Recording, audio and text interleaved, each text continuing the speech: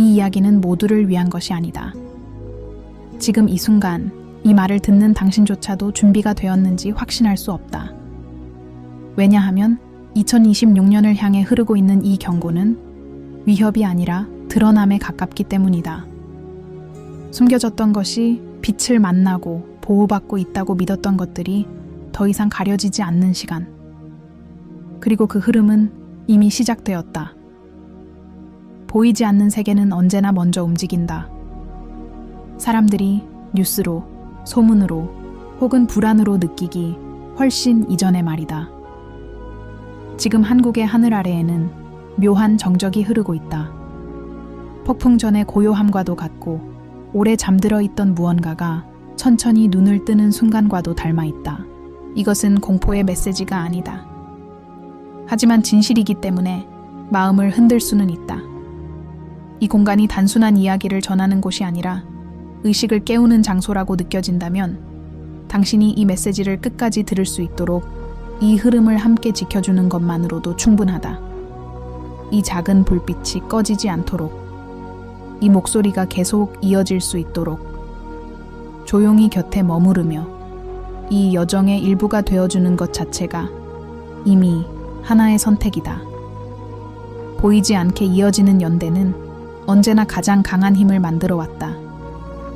2026년이라는 숫자는 단순한 미래의 해가 아니다. 그것은 경계선이다. 이전의 질서와 이후의 질서가 갈라지는 문턱. 많은 이들이 안정이라 믿어왔던 구조, 권위라 여겼던 자리, 보호받고 있다고 확신했던 상징들이 그 빛 아래에서 다시 시험받게 되는 시점이다. 여기서 말하는 지도자란 특정한 얼굴이나 이름이 아니다. 그것은 의존의 상징이다. 우리가 스스로의 판단보다 더 크게 신뢰해왔던 것들, 우리의 불안을 대신 짊어져 줄 것이라 믿었던 구조, 저들이 있으니 나는 괜찮다 라고 마음속으로 기대왔던 모든 대상들, 영적인 관점에서 보호란 외부에서 주어지는 방패가 아니다. 그것은 의식의 정렬에서 비롯된다. 진실과 멀어질수록, 두려움 위에 세워질수록 그 보호는 서서히 균열을 일으킨다. 겉으로는 여전히 견고해 보일지라도 내부에서는 이미 금이 가기 시작한다. 지금 한국 사회 전체에 흐르는 피로감, 설명되지 않는 불안, 이유 없이 높아지는 긴장감은 우연이 아니다. 사람들은 그것을 경제, 관계, 미래 때문이라고 말하지만 그보다 더 깊은 곳에서는 집단의식의 이동이 일어나고 있다. 2026년을 향한 이 흐름 속에서 더 이상 위에 있는 누군가가 모든 것을 대신 감당해주지 않는다. 이것은 처벌이 아니라 각성의 과정이다. 의존에서 자각으로, 추종에서 내면의 책임으로 옮겨가는 단계. 많은 영적 전통에서는 이 시기를 가면이 벗겨지는 시간이라 부른다. 지위, 명성, 권력, 보호막처럼 보였던 상징들이 더 이상 본질을 가릴 수 없게 되는 때. 빛은 항상 공평하지만 그 빛을 견디는 준비는 각자 다르다. 그러나 여기서 중요한 진실이 있다. 이 변화는 붕괴를 위해 오는 것이 아니다. 재정렬을 위해 온다. 무너지는 것은 거짓이고 남는 것은 본질이다. 이 시기에 진정으로 흔들리지 않는 이들은 어디에 있는가? 높은 자리에 있는 이들이 아니라 이미 오래전부터 자기 내면과 연결되어 있던 사람들이다. 외부의 소음보다 자신의 양심과 직관을 더 신뢰해왔던 이들. 침묵 속에서도 방향을 잃지 않았던 이들. 그래서 2026년은 어둠의 해가 아니라 분기점의 해다. 누군가는 보호를 잃는 것처럼 보이겠지만 누군가는 마침내 스스로를 보호하는 법을 기억해낸다. 한국이라는 이 땅은 집단적 감수성과 영적 민감도가 매우 높은 곳이다. 그래서 변화는 더 강하게 느껴질 수 있다. 하지만 동시에 회복도 더 빠르다. 한 사람이 깨어나면 그 울림은 빠르게 퍼진다. 지금 이 메시지를 듣고 있는 당신이 불편함보다 묘한 공명을 느낀다면 그것은 두려움의 신호가 아니다. 기억의 신호다. 이미 알고 있었던 무언가가 다시 표면으로 떠오르고 있는 것이다. 이제 질문은 하나다. 다가오는 이 흐름을 당신은 공포로 맞이할 것인가? 아니면 내면의 힘을 되찾는 기회로 맞이할 것인가? 이야기는 이제 막 시작되었다. 다음 흐름에서는 왜 이 경고가 위에서가 아니라 안에서부터 시작되는지, 그리고 왜 이 변화가 결국 한국 사회 전체의 새로운 빛의 구조를 만들게 되는지 더 깊이 들어가게 될 것이다. 침묵 속에서도 당신의 의식은 이미 움직이고 있다. 사람들은 종종 묻는다. 왜 이런 경고가 지금인가? 왜 이렇게 불안한 기운이 느껴지는가? 하지만 영적인 흐름에서 시간은 숫자가 아니다. 2026년은 단지 달력에 적힌 해가 아니라 의식의 문이 열리는 지점이다. 이미 많은 이들의 삶에서 작은 균열로 그 신호는 나타나고 있다. 설명할 수 없는 피로, 더 이상 의미를 주지 못하는 성공, 겉으로는 안정되어 보이지만 마음 깊은 곳에서 느껴지는 공허함.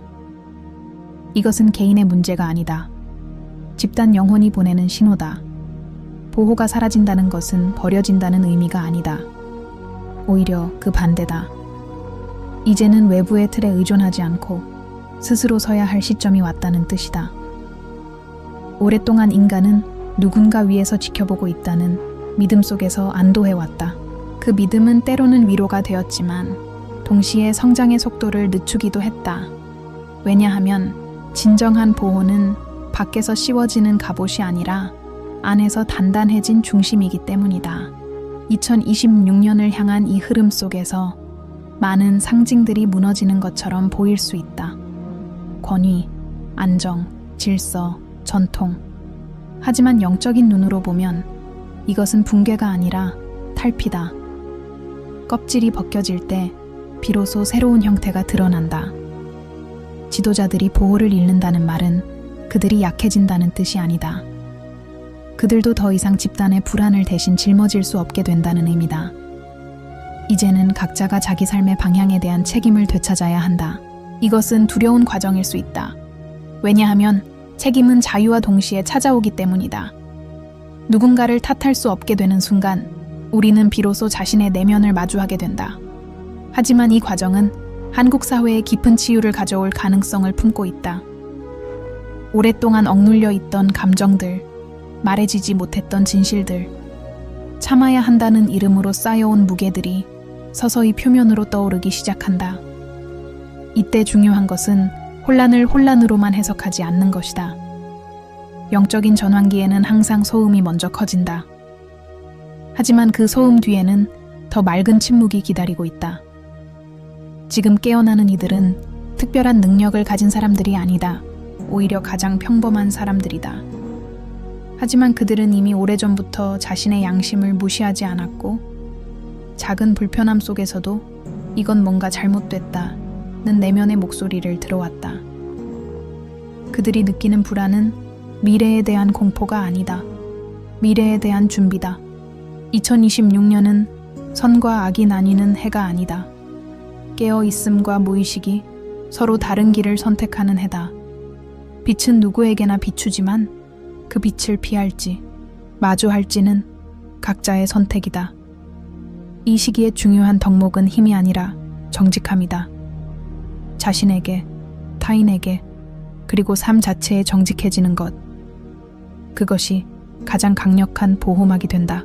한국의 에너지는 원래부터 집단적이다. 한 사람의 변화가 여러 사람의 삶에 영향을 미친다. 그래서 한 사람의 각성은 결코 작은 일이 아니다. 지금 이 이야기를 듣고 있는 당신 역시 이미 그 흐름 안에 있다. 아직 명확하지 않을 수 있다. 하지만 당신이 이 메시지 앞에서 멈춰 서 있다는 사실 자체가 의식이 움직이고 있다는 증거다. 곧 다가올 시간에는 더 많은 것이 드러날 것이다. 숨겨졌던 진실, 피해왔던 감정, 그리고 그동안 외면해왔던 질문들. 그러나 기억해야 한다.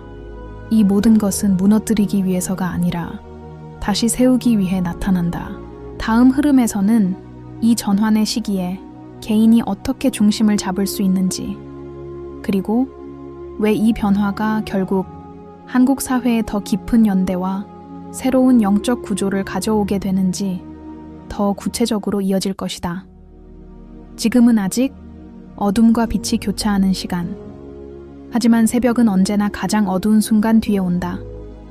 변화의 시기에는 항상 한 가지 공통된 특징이 있다. 사람들이 말보다 침묵을 더 두려워하게 된다는 것이다. 왜냐하면 침묵 속에서는 더 이상 외부의 소음에 숨을 수 없기 때문이다. 2026년을 향한 이 흐름은 누군가를 급하게 몰아붙이지 않는다. 강요하지도 위협하지도 않는다. 그 대신 아주 조용히 질문을 던진다. 너는 지금 무엇을 믿고 있는가? 많은 이들이 불안해하는 이유는 앞으로 무슨 일이 일어날지 몰라서가 아니다. 사실은 이미 느끼고 있기 때문이다. 이전의 방식으로는 더 이상 앞으로 나아갈 수 없다는 것을. 한국 사회에는 오랫동안 유지되어 온 보이지 않는 약속들이 있다. 참아야 한다는 약속, 조용히 견뎌야 한다는 약속, 개인의 감정보다 집단의 안정을 우선해야 한다는 약속. 이 약속들은 한때 사회를 지탱하는 힘이었지만 지금은 많은 이들의 영혼을 조용히 지치게 만들고 있다. 그래서 지금 보호가 사라지는 것처럼 느껴지는 이 순간은 사실 선택이 시작되는 순간이다. 계속해서 외부의 기준에 맞춰 살 것인가? 아니면 처음으로 자신의 내면의 귀를 기울일 것인가? 이 선택은 누군가에게 보여줄 필요도 없고 선언할 필요도 없다. 아주 개인적인 자리에서 아주 작은 결심으로 시작된다. 더 이상 나 자신을 속이지 않겠다. 이 한 문장만으로도 의식은 방향을 바꾸기 시작한다. 이 시기에 진정으로 흔들리는 사람들은 약한 사람들이 아니다. 오히려 가장 성실하게 지금까지의 규칙을 지켜온 사람들이다. 그들은 갑작스럽게 자신이 믿어왔던 기준이 더 이상 자신을 보호하지 못한다는 사실을 마주한다. 하지만 여기서 중요한 진실이 있다. 그 기준이 사라진 자리에 공허만 남는 것은 아니다. 그 자리에 자기만의 감각, 자기만의 리듬, 자기만의 진실이 천천히 자리 잡기 시작한다. 영적인 성장은 갑작스러운 깨달음이 아니다. 대부분은 오랫동안 눌러두었던 질문들이 더 이상 침묵하지 않게 되는 과정이다. 왜 나는 이렇게 살아왔는가? 이 길은 정말 나의 선택이었는가? 내가 두려워했던 것은 세상의 시선이었는가? 아니면 나 자신과 마주하는 것이었는가? 2026년은 이 질문들을 피할 수 없게 만드는 해다. 하지만 동시에 이 질문들 덕분에 비로소 진짜 삶이 시작되는 해이기도 하다. 한국 사회는 빠르게 움직여왔다. 속도는 성장을 가져왔지만 그만큼 많은 감정과 진실이 뒤처져 왔다. 지금 일어나고 있는 이 흐름은 그 뒤처진 것들이 다시 합류하는 과정이다. 이 과정에서 일시적인 혼란은 불가피하다. 사람들은 예전보다 더 예민해지고 작은 일에도 더 크게 반응할 수 있다. 하지만 이것은 사회가 약해졌다는 신호가 아니라 감각이 회복되고 있다는 신호다. 무감각은 가장 위험한 상태다. 느끼지 못하면 변화도 일어나지 않는다. 이 시기에 필요한 것은 서로를 설득하는 것이 아니다. 서로를 깨우려 애쓰는 것도 아니다. 그저 각자가 자신의 속도로 자신의 중심을 되찾는 것이다.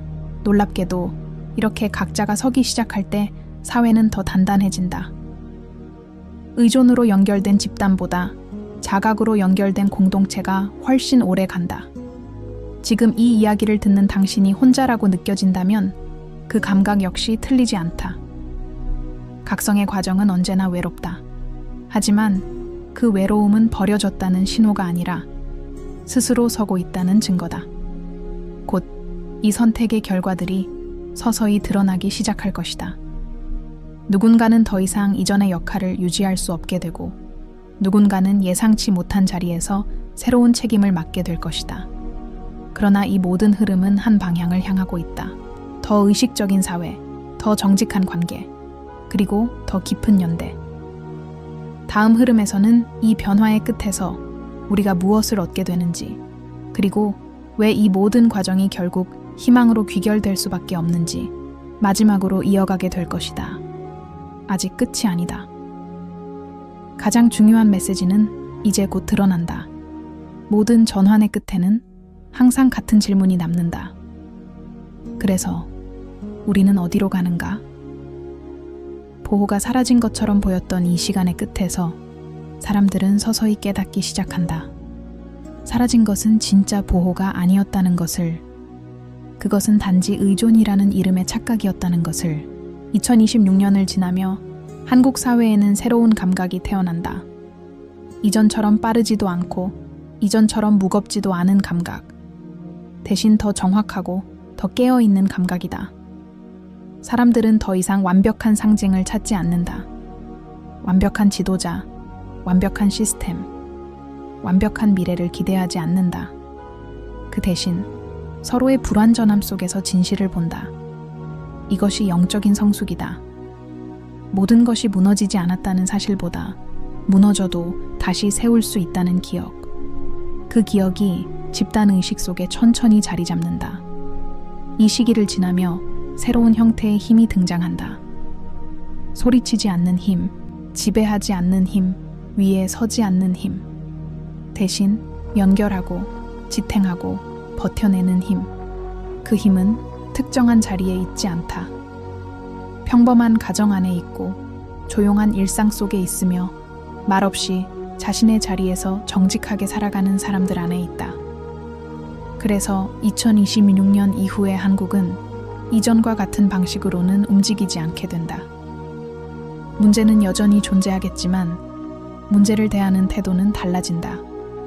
숨기기보다 마주하고 회피하기보다 대화하며 두려움보다 책임을 선택한다. 영적인 관점에서 보면 이것은 하나의 통과 의례다. 집단이 성숙해지기 위해 반드시 거쳐야 하는 단계.